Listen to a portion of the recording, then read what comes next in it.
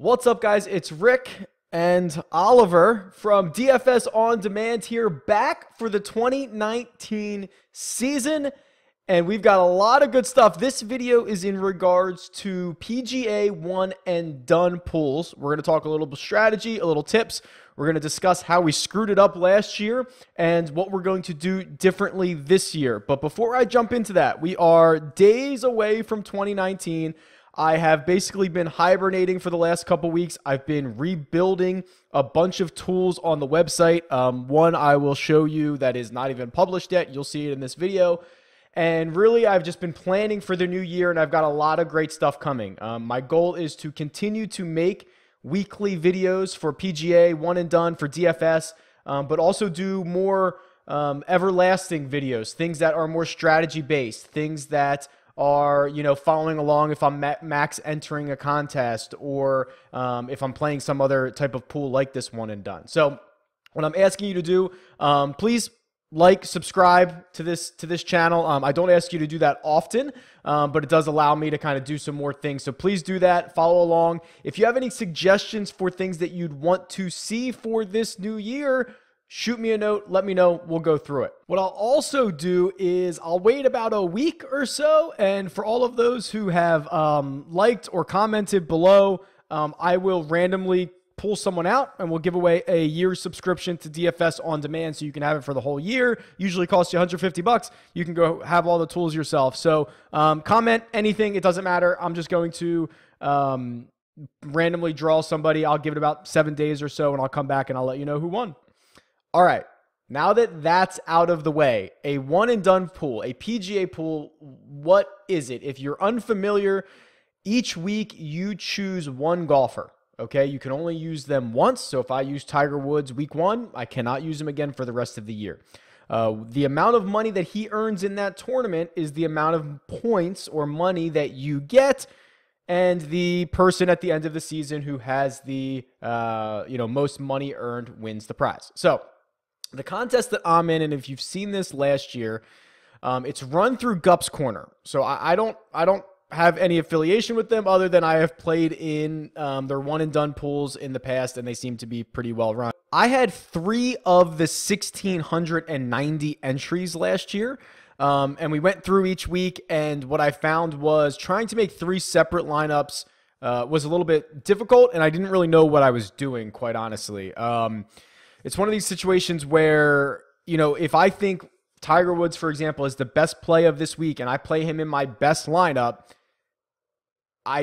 whoever I pick next is going to be worse than that, right? Because if I thought they were better, I would have played them in my best lineup. So it was difficult to roll out like my best, lineup, my second best lineup, and my third best lineup. And if you miss on the guys, it kind of throws the whole thing off. I also think I screwed this up in a couple of other ways by waiting. Last year, I just kind of started really slow, held all the studs for the majors and the end of the season, and it kind of backfired a little bit. We got so deep into a hole that it was really impossible to get out of. So what we're going to do this year, a couple of things. So, and before I actually do this, let me show you the payouts. This is last year's payouts. So you can win a lot of different ways. You can be the season-long winner, and that gets you $15,000. They pay out the top 70 spots. And then you can win each of the 4 segments. So the season is, I think it's 32 events this year, broken down into 4 segments of 8. So if you win a segment, you get $1,600, and they pay the top 5 there. Or they treat another segment, basically segment 5, as the 4 majors in the Players Championship. So you can win one of those 5 segments, or you can win the season long. And they've got payouts for each one of those spots, and it's pretty top heavy, which is good because that's what you want. Okay, so what are we going to do this year? This year, a few things. We are going to, I don't know if you can see it here. I've got 2 entries. We're going to do 2 entries. They're $50 a piece. One, I'm going to go through each week with you guys and talk through our thought process and who I'm going to play as we normally would. The other one is something I've been wanting to do, and I've talked about it a few times on this channel, where I went through and I created my lineup for the entire season. Okay, so I have already picked who I am going to play in each one of the tournaments thus far. So more on that in a second. The way that I determined that was a few things. One, I looked back at last year and tried to figure out some of the mistakes that other players were making, or mistakes that, or, perceived mistakes of what I thought was happening. And what I'm showing on the screen here is the ownership of each golfer for each tournament. And you'll see that if I just go find the majors, this is where all of your big players get used, right? So everyone just waits for, right here, the Players Championship. They wait for the Masters, all the U.S. Open, and they just play all of these studs at the top. I guess that's not necessarily wrong. I understand the thought process, but I've literally spent, 20 hours on the tool that I'm about to show you, diving pretty deep into this, and I think that might be a little bit of a mistake. So a couple things off the top here. If you just look at the ownership here, the most used player last year was Dustin Johnson, as he should have been. Only 87% of the field used him. Okay, imagine being in the 13% of the field that did not use Dustin Johnson at any point last year. That is egregious, and it's terrible. So really, the first point I want to take away is, don't overthink this, right? And I've made this mistake last year where we just kept punting, right? We just kept saying, we're going to save our guys, we're going to save our guys, we're going to save our guys, and then we would never use them. And that looks like it happened to a lot of the field. Only 2 guys were used in 80% by the players. So DJ at 87, Spieth at 80, Fowler was 78%, Rory was 77, Jason Day 71, Brooks Koepka 66%. 34% of the field did not use Brooks Koepka in a tournament last year, which is absolutely insane. So that, I think, is really mistake number 1, is not using these guys. But I also think mistake number 2 is how you use them. So I don't know if I have this handy here. Give me a second. What I'm pulling up now is it's golfodds.com. That's what it is. I'm in their archives. I'm looking back at last year's odds. And I think it is reasonable. Okay, so because the majors and the playoff events have the largest prize pools, everyone saves their studs for those events. And that is logical. But let's talk through this a little more. The problem with those events is that they're always in stacked fields. So you're getting, I can play DJ, but I can play him against the other 19 of the other top 20 players in the world. That is a very tough field. Or I can play DJ at a smaller event and have him be like the odds-on favorite by a mile. So let's just scroll through a couple of these real quick. We'll see what happened last year. Okay, so DJ was a favorite at Pebble Beach. So this is actually a pretty good example here. So here's Pebble Beach. There were 5 guys who were basically 10-1 to win this event. Then there was a big jump. Paul Casey, Gary Woodland, and Phil Mickelson were 25 or 30-1. That's a pretty big jump in pricing here. Genesis, kind of the same thing. 4 guys who are 15-1 or under, and then it jumps to Paul Casey. Let me see if I can find another one here. Here's the Masters, where these are out of order, but there's 7 guys who are within 20-1 or better because the field is so much better, right? You get Spieth, you get DJ, you get Rory, Day, Fowler, Justin Rose is in here, Justin Thomas is 10-1. So yes, you still get Dustin Johnson at 12-1, but the field is so much more difficult. There's a couple of other good examples here. Hold on. FedEx St. Jude is a perfect example. Now, this is going to be a WGC event this year, but DJ was 6-1 to win this event, and he won it. Brooks Koepka was 8-1. Basically, there was only 4 guys in this field, DJ, Koepka, Stenson, or Mickelson, who could reasonably win this event, right? I mean, I know that's not actually the case, but those are the only guys you'd want to play in a one-and-done pool. So you can burn DJ or someone else like Koepka or some of these other studs in a smaller field event and get much more expected value out of them. I'll talk more about that in a second. Basically, there's a few other examples. Let's see here. Rahm at the Career Builder was the only guy who was a stud. He was 8-1. He won it. Honda Classic had only 3 studs. It was Fowler, McIlroy, and JT. JT won it. FedEx St. Jude had the same situation, which I'm showing you right now. DJ won it. And then same thing at the RBC. It was basically DJ, Koepka, Finau were like the 3 studs in this field, and DJ won it. So I'm not trying to go to battle with my studs against 20 other studs. I'm going to use them in better situations where I think their expected value is better. So expected value. What the hell am I talking about? And it's this new tool that I have created, and this is the first time it has ever been seen. I've not shared this with anyone. I'm redoing the one and done tool on DFS on demand, so you can go get it there if you want. Where basically what I have done is I've literally spent dozens of hours on this, coming up with a calculation that will look at a lot of different factors, and assign a player, like if you play this tournament, infinity times, how much money is each one of these players going to earn? This week's a decent example. So I have the Century Tournament of Champions field loaded in here, and Tiger's out, so we won't talk about him. But Rory, if he played this, 100 times, let's say, or 1,000 times, we'd expect him to earn about $104,000 in value. That's the lead here. Now, some of these are going to be a little wonky at the start of the year because of the different types of events, but let me describe all of the things that I've put into this, and this took me forever. Excuse me. Basically, what I've done is I've taken every single prize pool on the PGA Tour this year. And I've broken down the payout structure. So the Century Tournament of Champions is completely different than any other event because there's only 37 players in the field, and all of them are getting paid no matter what, as long as they, I guess, finish or tee up. Obviously, that's not the case every week. If you go to a regular tour event, you've got 144 players, half of them make the cut. It's going to be a lot different. But I've literally loaded in every prize pool and every payout structure on the PGA Tour this season. That's part one.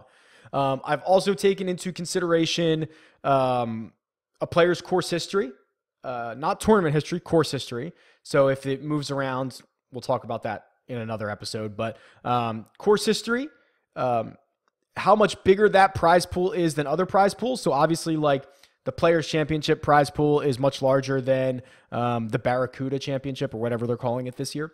So there's different size prize pools, so you get different value for each one of these players. I also took into account, I got to look at my notes here. What else did we have? Prize pools, so recent form, player payouts, strength of field. So this is a big one too, where if you are playing against 2 of the top 50 players in the world, that is an easier field than 50 of the top 50. So WGC events are very difficult fields. Majors tend to be a little bit more difficult. So that's all of the stuff that went into play here to assign you a value. So we'll keep track of this all year, but it should be a really good way to compare players to one another. Okay. So anyway, this is what I'm going to be using all year. This is what I've used. So I've got, this week's loaded in. I've got Kapalua all-time money leaders. I've got your converging trends, which is, players who, their earnings at Kapalua specifically versus their recent form earnings, which is past 6 months. And then you can come over here and you can kind of adjust some of these numbers as well. But here's what I love. And this is what helped me with this project of already creating my one and done lineups. And what I've done here is I have created, and again, this took forever, an expected value for every player at every tournament, assuming they've played it before. Okay, so I'll tweak some of this later, but this basically assumes they've played it before.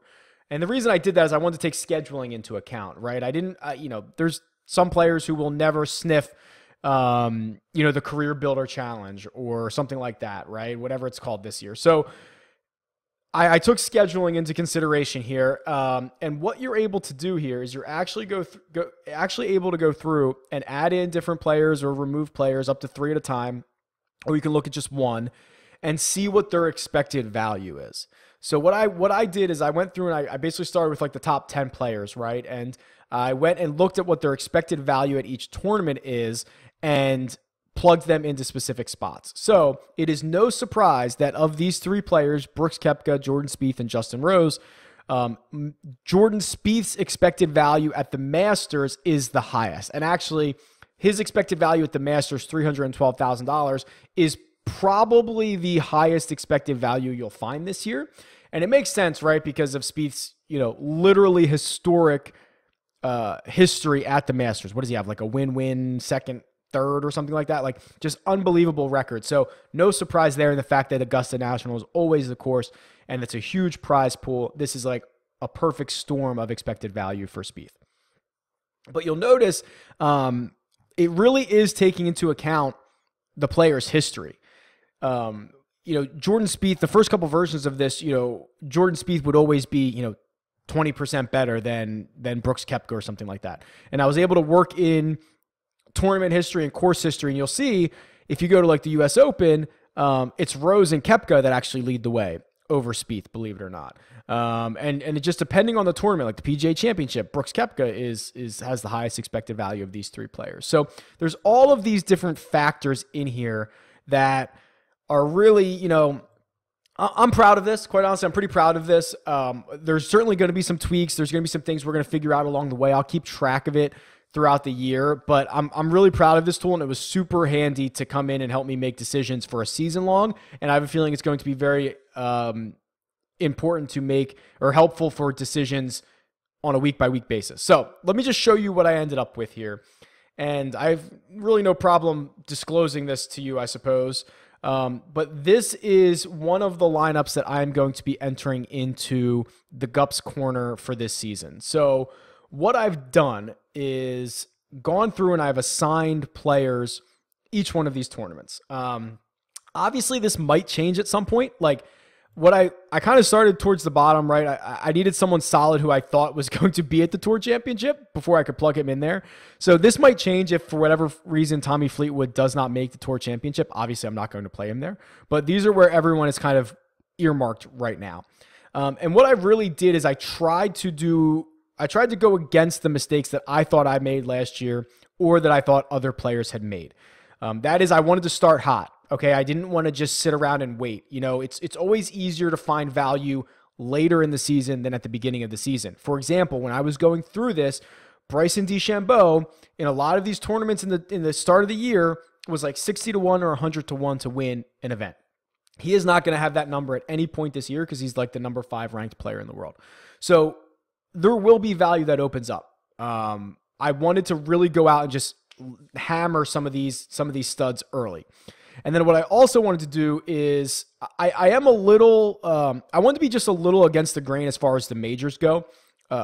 Everyone's going to play their studs in the majors. They're going to play them in the big events in the playoffs. But what I wanted to do was kind of just be a little bit different. Kind of take like your second tier studs in those spots. So Reed at the Players Championship, Finau at the Masters, Tiger at the PGA is probably going to be pretty popular, and then Jason Day at the U.S. Open. That allowed me to use Dustin Johnson at the RBC Canadian, where I know he has a huge expected value. It allowed me to use Bryson at the Arnold Palmer, which is, while it's a tough field, he has a huge expected value there. I was able to use Rahm back at the Desert Classic, big expected value. Rory at the Honda, really open up like Brooks at the FedEx St. Jude. Instead of using them at majors, I'm giving myself a much better chance at getting that $1 million or 1.2, whatever that first place prize is. On the right-hand side, what you're seeing is this is just the top 100 players in the world. So I wanted to go through and make sure that I wasn't missing anybody as I was doing this. So Sergio is the only guy in the top 27 that I didn't play, which again might change. I opted for Gary Woodland at a point. I opted for Matt Kuchar. The 3M Open is literally a new tournament, so I didn't know who to plug in here. I have no idea who's going to go play it. I just threw in Ian Poulter, kind of a placeholder. So we'll see how this goes. But what I want to really do to drive this home real quick is I want to show you who I played in these tournaments last year, and I think we'll have a good chuckle at this and see what an improvement that I think I have perceived on my screen right now. So at the Desert Classic last year, I played Ches Reavie. That's insane. And maybe at the time I was happy with that. We're going to go with Jon Rahm this year. We played Chesson Hadley at the Waste Management. We're going to go with Jordan Spieth. We played Ollie Snyder-Jans at the Genesis. We're going to go with Patrick Cantlay. Like you can see how slow I started here, trying to ease into this. Like Phil Mickelson, Ollie, Terrell Hatton, all in the first segment, and put us really far behind. Not going to have that problem this year because we're burning through our studs early. A couple of other ones that I thought were funny. We played Brendan Steele at the Valero. We're going to play Matt Kuchar this year. We did not have a pick at the Wells Fargo, so we literally cannot do any worse than that. Hatton is going to be the guy there. The fact that we played Charlie Hoffman at the RBC, we're upgrading to DJ. Obviously, that's great. We're playing Fowler at the Rocket Mortgage Classic instead of Kyle Stanley. Also, before I forget, one of the big ways to get some of these studs in lesser fields are the sponsor ones. So the RBC, Heritage, and Canadian, like the RBC guys who are obligated to go play, like Kuchar or DJ, and they show up and it's a pretty weak field and they just, rampage it. Those are the easiest ways to get some of the studs in lesser field events. I played Luke List at the FedEx St. Jude. It is now a WGC event, so I'm going to go with Brooks Koepka. I played Shane Lowry in the Wyndham. Like, that's pretty insane. And I don't know if it's because I had already burned through guys, I was saving guys, but to play like Shane Lowry there, probably not a good spot. And then actually, believe it or not, I played Jason Day at the U.S. Open last year. I'm going to play him again this year. Maybe that's stupid. And then I played Fleetwood in the Tour Championship, and I'm going to play him again this year. So those just kind of shook out the same way. I did not know that when I made my 2019 picks. I didn't remember. So there you go. That is the long-winded version of what I'm going to do for the one and done. I've got a tool that I'm really excited about. I've got a lot of great content that I'm really excited about this year. As far as the weekly stuff goes, and then even more strategy-based stuff like this video right now. Please subscribe to the channel, like it, anything you can do to help. I rarely ask for that. So I'm really, buying in this year, and I'm going to do a lot of new stuff, and I hope you enjoy it. If there's anything you want to see, hear, whatever, tweet me. It's at DFS On Demand, or leave a comment below. Talk to you guys soon. Good luck this year. See ya.